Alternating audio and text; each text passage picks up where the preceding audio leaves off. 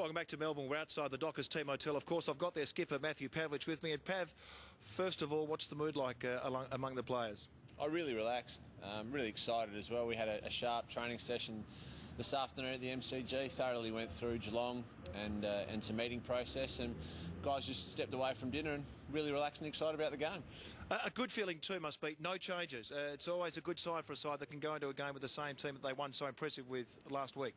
Well, that's right. We had 11 changes only a short time ago leading into that Carlton game. But what we've seen the last 2 weeks is we've been able to get back to a consistent brand of football and playing with our best players. So we understand that if we get our best team out there, and we're certainly confident that that's going to be the case on tomorrow night, that we can win the game of football. I said earlier, quietly confident. Is that a good way to put it?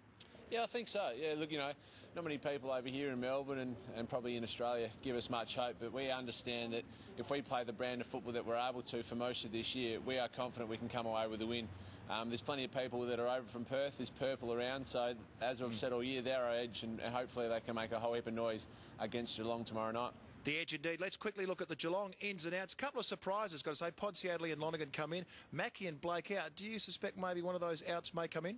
Well, you'd expect that Andrew Mackie would play if he was fit and firing. Terrific player and someone who gives them so much drive off the half-back flank. But who knows, they might have made a statement after last week.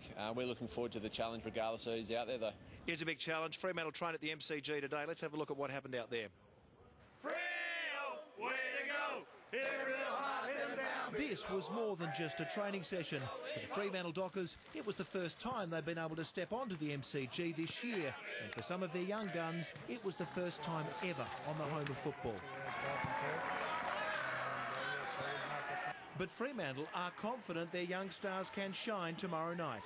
The boys, they're not daunted at all by the challenge to go to the MCG and play a finals game, because it's every kid's dream to kind of play footy on the MCG in a finals. Aaron Sandlands is still nursing a sore knee. He did some light running but watched most of the training session. He'll definitely play and ruck. No, look, he'll certainly play, periods in the ruck, and he's probably spent time forward at times as well. So, it's a final, so we're not going to take players in for the sake of it. He'll play if he can play his role, and we're really confident he can do that. But there'll be no fairy tale end for retiring veteran Paul Hazelby. He's missed out on the squad. No, he's fit to play. The Dockers admit there's a chance they'll pull a late surprise, and there's speculation Reece Palmer may be a late inclusion.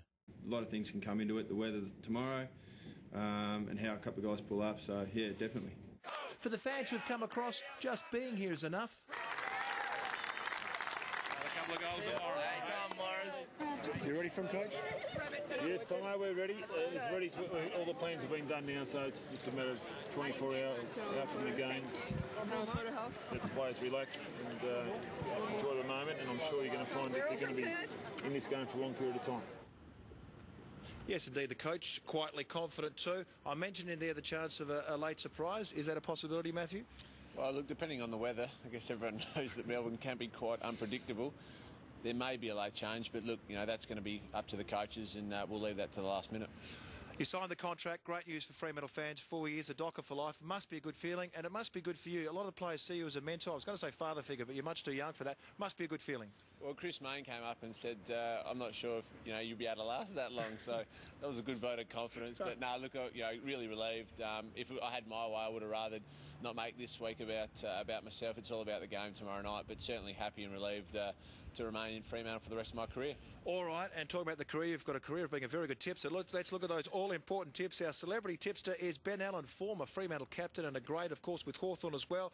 And the Dockers captain, men, both believe Fremantle can cause an upset, which is something that we'd love to see, and we believe Sydney's going to have the better of the Bulldogs. Matthew, stay with me. It's all in sport. Matthew, on behalf of the state, good luck to you tomorrow against the Cats. Thanks, Tomo.